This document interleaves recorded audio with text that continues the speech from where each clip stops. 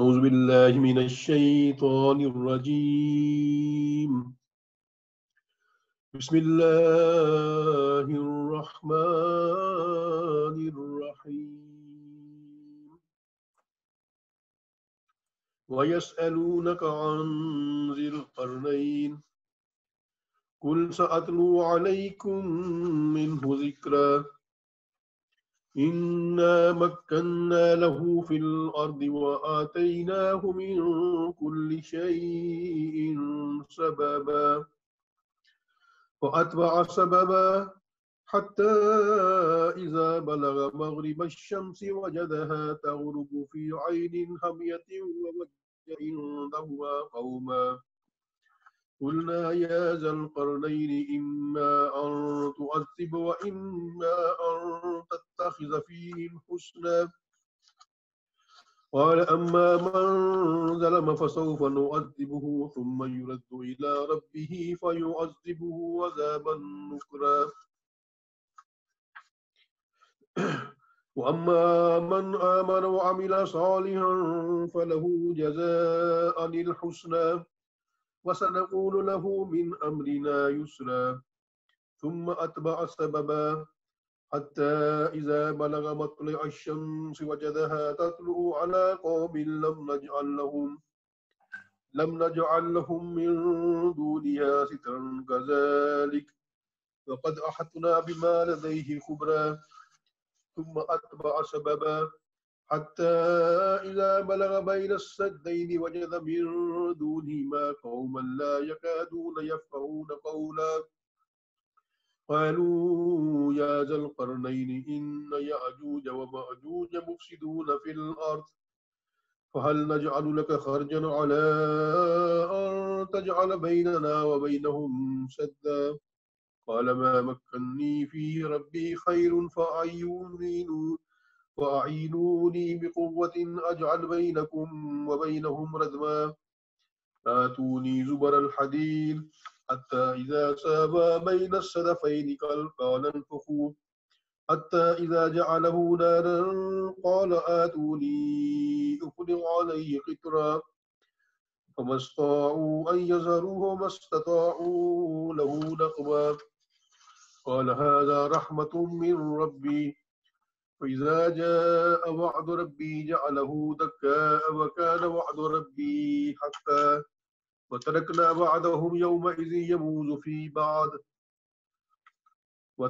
بعضهم يومئذ يموج في بعض ونفخ في السور فجمعناهم جمعا وعرضنا جهنم يومئذ للكافرين عرضا الذين كانت أعينهم في غطاء عن ذكري وكانوا لا يستطيعون سمعا. Bu Kehf suresinin 11. rukudur. 84 ile 102. ayet-i kerimeye kadar ben tilavet ettim. Şimdi kardeşim Sayın Kubilay'dan ben rica edeceğim. Bunun Türkçe mealisi bizi aktarsın. Ondan sonra inşallah kısa bir açıklaması vermeye çalışacağım. Buyurun efendim. Teşekkürler Rabbi. Bismillahirrahmanirrahim. Sana Zulkarneyn hakkında sorarlar. Sen onlara size mutlaka ondan biraz bahsedeceğim de. Şüphesiz biz ona yeryüzünde hükümranlık ihsan ettik. Kendisine her şeyi elde etmenin yolunu da bağışladık. Bunun üzerine o bir yolu takip etti. Nihayet güneşin battığı yere ulaşınca ona pis kokulu balçık bir pınarda batar buldu.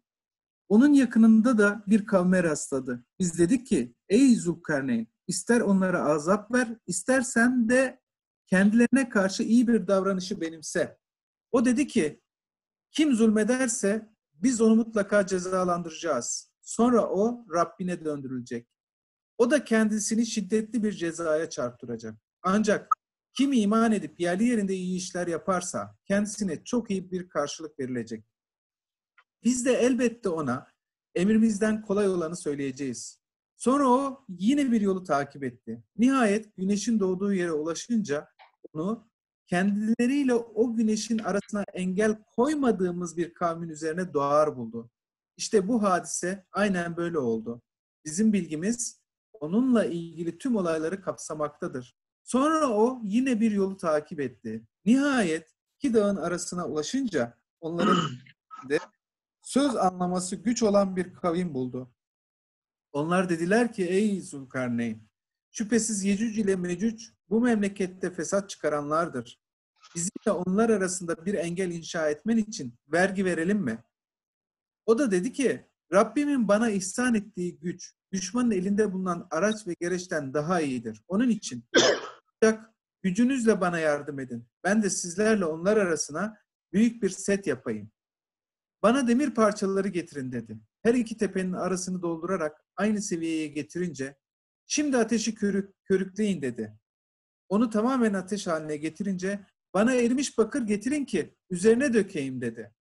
Duvar tamamlanınca Yecüc ile Mecüc onu ne aşabildiler ne de onda bir delik açabildiler. Bunun üzerine Zülkarneyn dedi ki bu iş ancak Rabbimin lütfuyla oldu. Rabbimin vaadi gelince bunu paramparça edecektir. Rabbimin vaadi doğrudur. Bu vaadin gerçekleşme zamanı gelince biz onları büyük bir coşkuyla birbirine saldırır halde bırakırız. Borazan çalınacak ve o zaman biz onların hepsini toplayacağız. O gün kafirleri cehennem ile yüz yüze getireceğiz. Gözleri zikrim olan Kur'an-ı Kerim'i görmedikleri bir gaflet perdesindeydi. Onlar onu dinlemekten bile acizdiler. Buyurun. Teşekkür ederim efendim.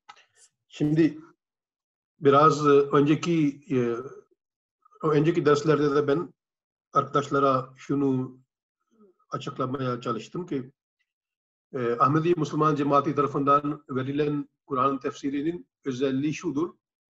Kur'an-ı Kerim her geçen ayet-i kerimenin gelecek o ayet-i kerime ile bağlantı nedir? Sağlam bir bağlantı ortaya koyuyoruz. Ama tabii ki müsteşrikler, yani Hristiyan olup veya Müslüman olmayıp İslamiyet'in bilgilerini elde edip bazı tefsirler yazan bazı kimseler var veya dini kitap yazan insanlar var. İslamiyet'e saldırmak için araştırmacı olanlar, onlara müsteşrik diyoruz, oryantalist. Onların en büyük itiraz şudur. Diyorlar ki Kur'an-ı Kerim öyle bir tam tertipli bir kitap değildir. Bir olay buradan alıp bir oradan alıp işte hiç dengesiz halinde birçok şeyler yani biriktirilmiştir. Bu haşa bu bir Kur'an-ı Kerim'dir. Öyle ortaya koyuyorlar. Onun için Hazreti Muslih Maud radıyallahu anh o ikinci Halife Hazretleri ve bundan önce birinci Halife Hazretleri ve Hazreti Mesih Maud aleyhisselam Kur'an-ı Kerim'in tefsiri yazdığı zaman her zaman hatta 4. Halife Hazretleri de Kur'an-ı Kerim'in bir mealesini Urduca'da yazdı. Orada bazı kısa açıklamalar da vardır, notlar da vardır. Şimdi orada da her geçen surenin gelecek sure ile ne bağlantı var? Onu çok açık ve net bir şekilde ortaya koyuyorlar ve İncil'ler gibi yani birbiriyle bağlı. Bir tesbih İncil'ler var ya, onlar gibi yani ayetler birbiriyle bağlı ve tam bir tertiple Allah-u Teala tarafından bize verilmiştir. Onun için başta burada Zulkarneyn olayı niye Allah-u Teala anlatıyor? Bundan geçen iki rukuda Hz. Musa Aleyhisselam'ın olağanüstü bir manevi bir yolculuk hakkında Allah-u Teala bilgi verdi. Ondan sonra artık sıra geldi Zulkarneyn'in. Burada ne bağlantı var? Veya bundan önce Kehf suresinin başlangıçta Eshab-ı Kahf hakkında Allah-u Teala konuşuyordu. Bütün bu vakalar arasında ne bağlantı var?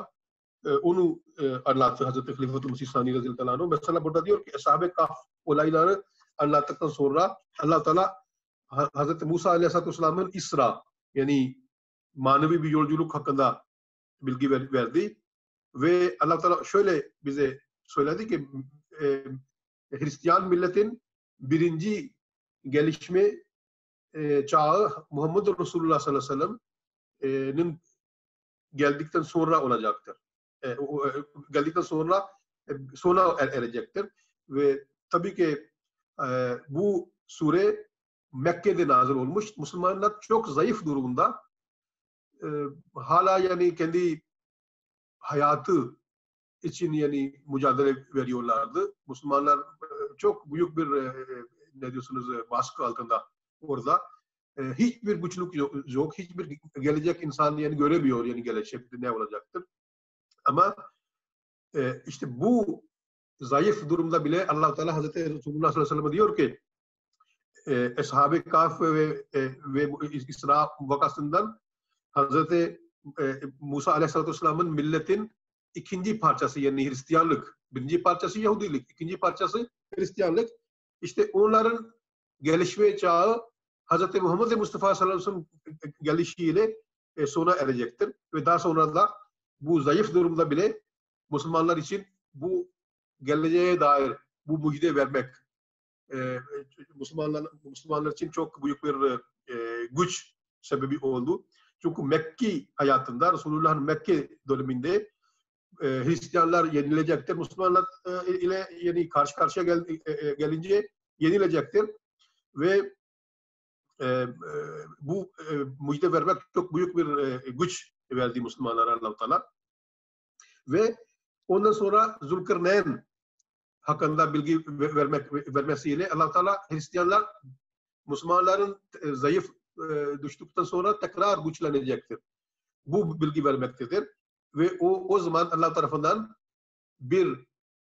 ikinci bir Zulkarneyn gelecektir. Eskisi gibi eski Hazreti İsa Aleyhisselam'dan önce gelmiş bir Zulkarneyn gibi başka bir Zulkarneyn de gelecektir. Çünkü Kur'an-ı Kerim içinde tarihi olaylar sadece bir tarih anlatmak için değildir. Kur'an-ı Kerim içindeki bütün bu tarihi olaylar aslında geleceğe dair Resulullah'ın ümmeti içinde de aynı ve buna benzer olaylar olacağına dair bir bilgi vermektedir.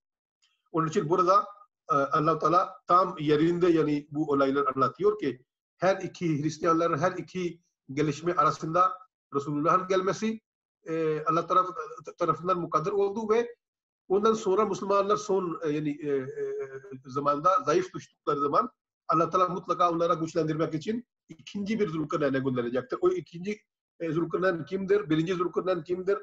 Ve ama Zulkarneyn hakkında bilgi niye Allah Teala veriyor? Bunu önce bilmek lazımdır. Hazreti Müslim Muhammed diyor ki Hristiyanların birinci gelişme çağı Ashab-ı Kahf çağıdır. İkinci gelişme çağı Yecüc Mecüc dönemidir. Yani bu son zaman, ahir zaman. Ve her ikisi Allah Teala'nın kitaplarda Allah Teala yazmış bu şeyleri. Yecüc Mecüc kimdir? Hazreti Müslim diyor ki Yecüc Mecüc Kuzey Asya ve Batı Avrupa'da ikamet eden milletler hakkında Yecüc Mecüc kelimesi Bibel'de kullanıldı. Bu milletler Asya'ya çok verimli bir toprak olduğu için Asya'ya her zaman saldırmaya çalışıyorlardı. Ve eğer bu kendi saldırılarda başarılı olsaydılar Hindistan'da Arya milletin galip yani dışarıdan gelip galip olduğu gibi bunlar da galip olacaktı. Ama bunların yolunu kim durdurdu? Zulkarneyn lakaplı Horus diye bir İngilizce Cyrus diyoruz bir padişah var tarihte. Bu onların yolunu durdurdu. Onlara karşı koydu ve izin vermedi ki gelsinler Asya bu memleketleri işgal altında alsınlar. Nitekim bu milletler Asya'ya giremediler, Avrupa'ya yayıldılar ve Avrupa'da Hristiyan oldular ve gittikçe artık büyük bir güç kazanmışlar.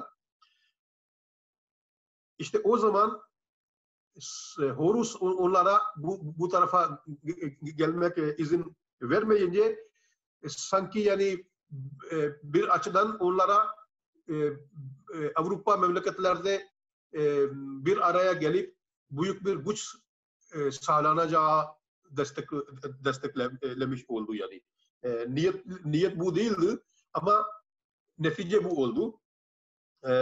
Ve bu milletlerin arasında her zaman bir istek ortaya, yani tamamlanmamış bir istek onların kalbinde ve zihinlerde nakş oldu ki artık yani biz mutlaka bu Asya memleketleri saldırıp onlara işgal edeceğiz.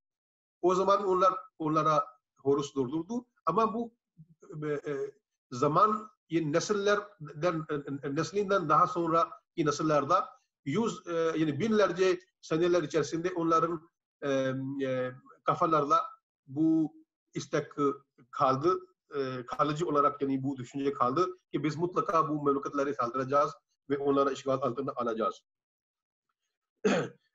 Hazreti Musleh Maud radıyallahu anh diyor ki demek ki bu Horus padişah, Zulkarneyn olan Horus padişah aslında bunlara bir sebep oldu. Yani bunlara yani Avrupa'da bir araya gelip bir güç kazanacağı dair bir güç oldu. Şimdi kimdir Zulkarneyn kimdir aslında? Onu bilmek lazımdır. Hazreti Halifatul Mesih Sani El-Musleh Maud radıyallahu anh diyor ki bu konuda da benim ustadım, öğretmenim Hazreti Mevlana Nuruddin Halifatul Mesih El-Evvel radıyallahu anh bana yol gösterici oldu diyor. Ve o dedi ki İskender Rumi hakkında İskender Yunanlı padişah bazı insanlar diyorlar ki bu Zulkarneyn'den o padişah demektir. Ama Hazreti Halifatul Mesih evvel radıyallahu anh diyor ki hayır bu o padişah bu Zulkarneyn değildir. Bazı başka Avrupalı yazarlarda Hazreti Musleh Maud diyor ki kendi görüşünü yani paylaşıyorlar. Mesela bir Alman bir araştırmacılar Doktor Herblat o Biblia Oriental diye bir kitap kendi kitabında diyor ki neredeyse Hazreti Halifatul Mesih evvel radıyallahu anh'ın dediğini demiş yani çok yakın gelmiş. Onun görüşüne çok yakın gelmiş. Ve diyor ki İran'ın ilk padişahlardan bir tanesi bu Zulkarneyn olabilir. Aslında Hazreti Halifatul Mesih evvel radıyallahu anh kendi araştırmanın temeli bir Bibel'in bir ayet-i kerime üzerinde koydu. Hazreti Halifatul Mesih evvel radıyallahu anh Mevlid Nuruddin Sahib radıyallahu anh Daniel peygamberin bir rüyası anlatıyor. Bu Daniel kitabın 8.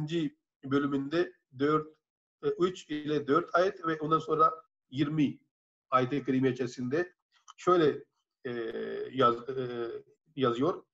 Hazreti Daniel peygamber aleyhisselam diyor ki ben rüyamda bir koç gördüm. 2 boynuzlu bir koç gördüm. O kuzey, batı ve güney her tarafa kendi boynuz ile insanlara vuruyordu. Ve hiçbir hayvan, onun karşında duramıyordu. Ve ne istiyordu onu yapıyordu. Ve daha sonra da Daniel peygamber diyor ki bu koç Allah Teala kendisine bir bu rüyanın bir yorum veriyor Hazreti Daniel Aleyhisselam'a. Allah Teala diyor ki sen rüyada gördüğün o koç iki boynuzlu koç Medya veya Fars ve Pers padişahlardan bir tanesidir. Yani Allah tarafından Hazreti Daniel Aleyhisselam'a Zulkarneyn'in kim olduğu anlatıldı. Ve Hazreti Halifatul Mesih evvel radıyallahu anh da aynı görüş paylaşıyor ve Halifatul Mesih Sani radıyallahu anh da kendisine katılıyor. Şimdi bu padişah Zulkarneyn padişah Fars'tan yani eski İran'dan gelmiş yani İran asıllı bir padişahıydı. Onun için biz diyoruz ki Farslı, İranlı bir padişah Horus Yecüc Mecüc'ün bir araya gelip güç kazandırmalarında onlara yardımcı oldu. Onun için Allah Teala bu Yecüc Mecüc fitresini yok etmek için de İranlı bir zat ikinci bir Zulkarneyn olarak gönderecekti. Burada bir hikmet vardır. Çünkü Hz. Musleh Maud radıyallahu anh diyor ki bir Farslı, bir İranlı bir zat ile bunlar meydana gelmişler, güç kazanmışlar onun için Allah Teala aynı milletten bir insanı seçip bu fitneyi yok etmek için seçecekti. Ve Allah'ın sünneti şöyledir diyor Hazreti Müslim Radıyallahu diyor ki eğer bir iyi bir insan, Allah'a ermiş bir insan, insanın bir fiilinden bir yan yetkisi olarak eğer bir kötülük meydana gelirse Allah Teala onun evlatlarından veya onun hemvatan ve hemşehrilerden aynı memleketten olan veya kendisine çok benzer olan bir zat vasıtasıyla o yan yetkisi olarak meydana gelen o kötülüğü yok ettirmeye çalışıyor. Çünkü Allah Teala şunu istiyor ki benim bu iyi bir salih bir kula bu kötü bir bu kötülük ona mal olmasın, o kendisine isnat edilmesin. Onun için Allah Teala önceden bir gaybi bir haber ifade ediyor ki bu Farslı bir İranlı bir padişah bu sebep oldu. Bu fitneye güç kazanılmasında sebep oldu. Onun için Allah Teala aynı milletten bir zat gönderecektir. O Farsi asıl olacaktır. Yani İran asıllı olacaktır. Ve o Yecüc ve Mecüc ile yarışacaktır, savaşacaktır. Ve bu vesileyle birinci Zülkarneyn'in ismini temizleyecektir.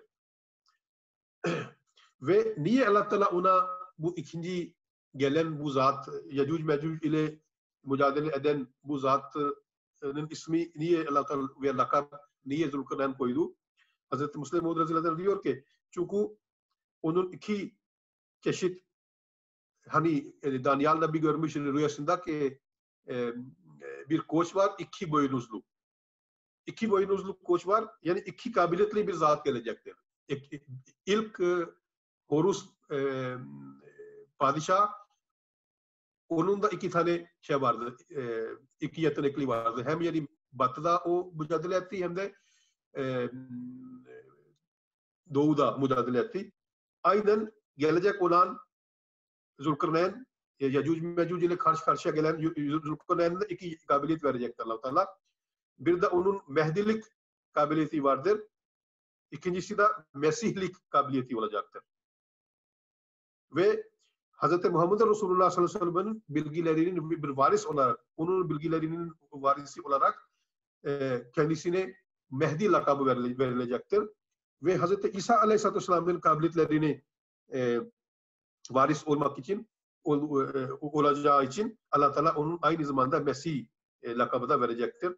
Ve İbn-i Majah hadis kitabında La Mahdiya illa İsa, İsa'dan dışında bir Mehdi yoktur diye her ikisi kabiliyeti hakkında Allah Teala'nın Resulü sallallahu aleyhi ve sellem bize bilgi vermektedir. Ne demektir? İkinci daha bir sebep de vardır. Niye Zülkarneyn lakab verildi? O da çünkü karın iki anlamına geliyor. Karın hem de boynuz anlamına geliyor, hem de 100 yıl anlamına geliyor. 200 yılın başında gelecektir. Yani birinci 100. yılda Hz. Mehdi dünyaya gelecektir, iddia edecektir, kendi işini başlayacaktır. Ama işini tamamlayacaktır ikinci 100. yılda.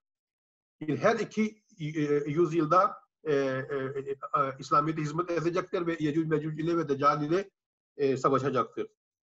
Nitekim biz biliyoruz Hazreti Mirza Ghulam Ahmed Kadiyani Aleyhisselam Mehdi ve Mesihlik iddia etti ve Allah Teala kendisine hem İslami takvim ile 200 yıl verdi.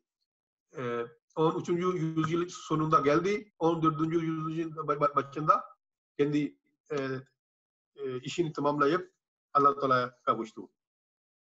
Bir de Hz. Mesih Maud Aleyhisselam diyor ki sadece İslami takvime göre değil, hem miladi takvime göre hem de başka. Hatta Hz. Mesih Maud Aleyhisselam'ın bir sahabesi zannediyorum Müftü Muhammed Sadık Sahibi Radıyallahu anh bir araştırma yaptı. Bilmem 10'dan fazla değişik dünyada geçerli olan takvimlere göre araştırma yaptı ve ispatladı ki Hz. Mesih Maud Aleyhisselam aşağı yukarı 10 milletin takvime göre 200 yıl de yaşadı ve kendi hizmetini İslamiyet'e yaymak için ve İslamiyet'in savunması yapmak için kendi işini sürdürdü.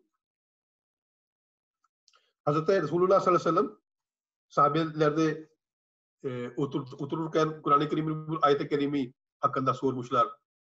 Cuma suresinin ayet-i kerimi. Sormuşlar, ya Resulullah, Kur'an-ı Kerim'de başka bir cemaat çıkacağına dair bu bilgi veriyor Allah Teala ve siz onlara da Kur'an-ı Kerim'in ayetlerini okuyacaksınız. Ama siz vefat edeceksiniz. Siz nasıl onlara okuyacaksınız Kur'an-ı Kerim? İşte o zaman Resulullah sallallahu aleyhi ve sellem'in yanında hem Araplı sahabeler vardı hem de Arap olmayan sahabeler vardı.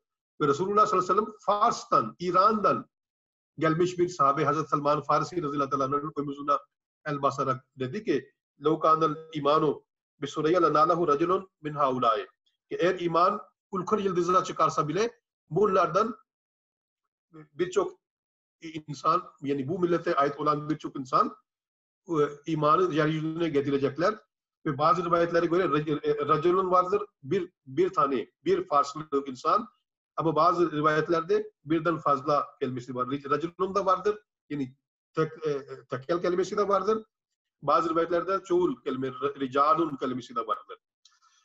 Bütün bu rivayetleri yani bir araya getirip aslında Allah-u Teala bu haber veriyor ki Fars asıllı bir insan ahir zamanda gelecektir. İman yeryüzünden kalkmış olacak ve onu tekrar yeryüzüne getirecektir. Ve bu işte kendisine Fars asıllı birden fazla insan yardımcı olacaktır. Yani Mesih Muhammed Aleyhisselam halifeleri.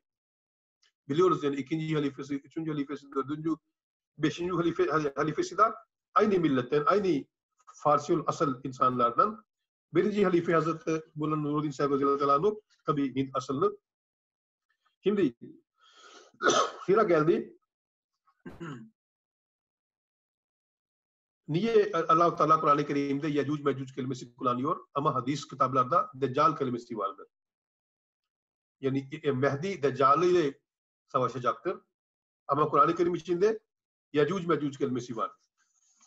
Çünkü şey diyor Zulkarneyn, birinci Zulkarneyn diyor, önceden haber veriyor. Ne diyor? Diyor ki bu iş ancak Rabbimin lütfu ile oldu. Rabbimin vaadi gelince, yani o Mehdi'nin geleceğe dair, yani vaat edilmiş bir Mehdi gelince bunu paramparça edecektir. Yani bu Yecüc Mecüc fitnesini paramparça edecektir, yok edecektir ona.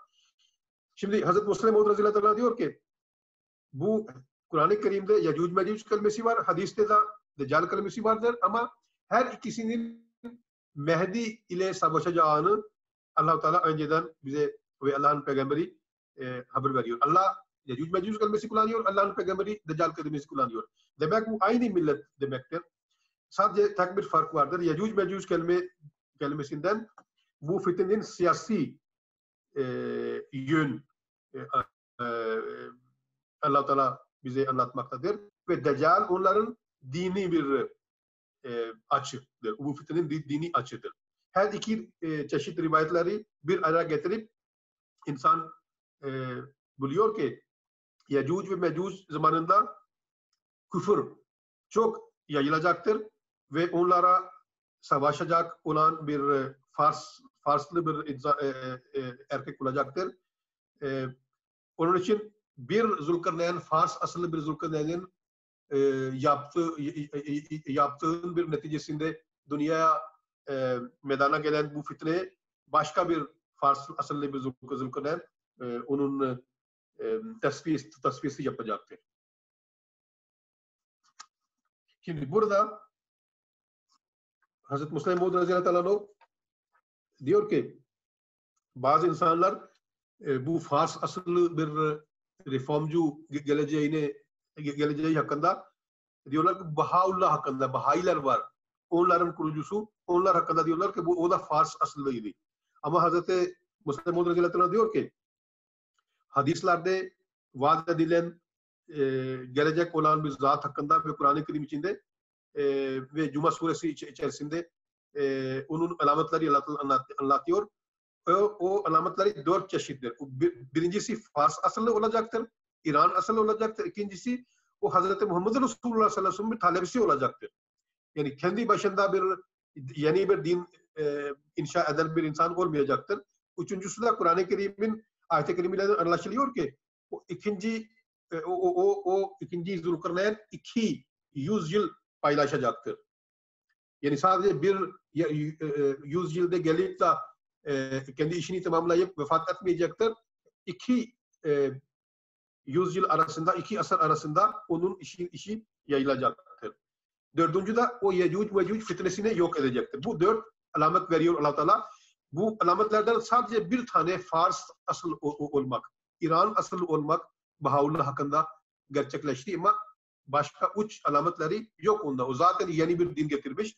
Resulullah'ın talebesi listesinden kendisini çıkarmış ve Yecud Mecud ile bir mücadele yapmaktansa onlara yardımcı olmuş. Çünkü Kur'an-ı Kerim'in şeriatını iptal etmiş. Diyor ki artık Kur'an-ı Kerim geçerli değildir. Onun için mutlaka Bahaullah bu önceden verilen haberin misdakı olamaz. Şimdi Zülkarneyn hakkında Kur'an-ı Kerim ne diyor ki o Allah Teala kendisiyle konuşuyordu. Yani vahiy kendisine geliyordu. İkinci Zülkarneyn de aynı vahiy konusunda kendisine benzerdir. Yani Allah Teala Hazreti Mesih-i Maud Aleyhisselatü Vesselam Mehdi Aleyhisselatü Vesselam'a da Allah Teala vahiy ile müşerref etmiştir. İkincisi de kendi bölgesinden çıkmış Horus padişah ve ta batıya kadar gitmiş bir siyah bir balçık bir pınarda batar gibi bulduğu güneşi. Burada da bir alamet vardır. Bir simge vardır. İnşallah ben onu anlatmaya çalışacağım. Bir de başka bir Yecud Mecud bölgesine de gidecektir. Bu değişik alametler Allah Teala veriyor. Şimdi Hazreti Musa Maud Radıyallahu Teala diyor ki bu Allah tarafından verilmiş bu alametler Hazreti Mehdi Aleyhisselatü Vesselam'ın hayatında gerçekleşti. Şimdi Zülkarneyn, eski Zülkarneyn, Horus hakkında birçok şeyler vardır. Kur'an-ı Kerim'de geçtiği gibi çok adaletli bir padişahıydı, çok merhamet sahibiydi. Bir millete saldırdıktan sonra zaferi nail olduktan sonra onlara çok merhametli davrandı. Aynı şeyde Hazreti Mesih Maud Aleyhisselatü Vesselam'ın talimatlarda vardır. Başka insanların, milletlerin hakları vermek, onlarla merhametle onlara yaklaşmak, herkese sevmek, hiç kimseden nefret etmemek. Bu şeylerde eski Zülkarneyn ve bu ikinci Zülkarneyn arasında bu kabiliyetler gözükmektedir. Hazreti Mesih Maud Aleyhisselatü Vesselam'ın bir referans ben sunmak istiyorum. Hazreti Mesih Maud Aleyhisselatü Vesselam diyor ki bu zaman hakikatleri, gerçek bilgileri aşağı vurmak zamanıdır. Ve Allah Teala Kur'an-ı Şerif'in gerçek bilgileri Allah Teala bana açıklıyor ve Kur'an-ı Kerim'in maarifler bana veriyor Allah Teala. Ve diyor ki Zülkarneyn'in hikayesinde Allah Teala benim dikkatim şuna çevirdi ki aslında Zülkarneyn kelimesi altında veya bu lakap altında aslında vaat edilen Mesih zikr edilmiştir Kur'an-ı Kerim'de. Ve niye Allah Teala bu Zülkarneyn adı ve lakabı vermiş vaat edilen Mesih'e? Çünkü diyor ki karın bir asra denir Arapçada. 100 yılı denir karın kelimesi. Ve Mesih Maud 2 karın içerisinde, iki asır içerisinde kendi işini devam edecektir. Ben de diyor ki 13. ve 14. yüzyıl buldum. Hayatımda geçti. Onun aynen diyor ki Hinduların yüzyılı takvimi göre ve Hristiyanların takvimi göre de Allah Teala 2 asır bana verdi. Ve açıklıyor bu hikayeyi, Zülkarneyn hikayesi. Diyor ki Zülkarneyn kendi hayatında 3 çeşit millet ile karşı karşıya geldi. Birinci millet, Kur'an-ı Kerim bu rukuda Allah Teala'nın anlattığı gibi güneşin batı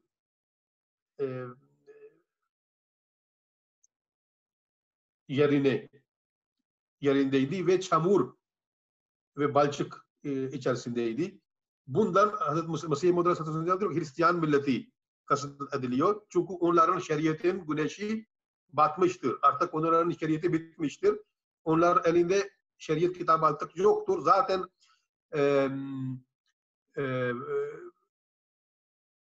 Paulus Hristiyanlara demiş ki şeriat aslında haşa lanettir. Ve ben bunu iptal ediyorum. Ve bu vesileyle eski şeriatı iptal etmiş ve artık Hristiyanlar bu şeriat bizim için geçerli olduğunu inanmıyorlar. Zaten Müslümanlar inanmıyorlar çünkü o şeriatın zamanı geçti artık. Yeni şeriat geldi. Mükemmel bir şeriat Resulullah sallallahu aleyhi ve sellem getirmiş. Onun için Müslümanlar zaten ona inanmıyorlar. Yahudiler de inanmıyorlar. Hristiyanlar kendileri bile Paulus vasıtasıyla artık vazgeçmişler yani bu şeriatinden. Onun için Hazreti Mesih Maud Aleyhisselam diyor ki Zulkarneyn birinci millet ile karşı karşıya geldi, kendisine karşı karşıya geldi. Birinci millet Hristiyan milletidir. Onların şeriat güneşi batmıştır. İkinci millet onların elinde güneş vardır ve tam parlıyor, güneş parlıyor. Hatta o kadar fazla parlıyor ki artık onlara yanıyor.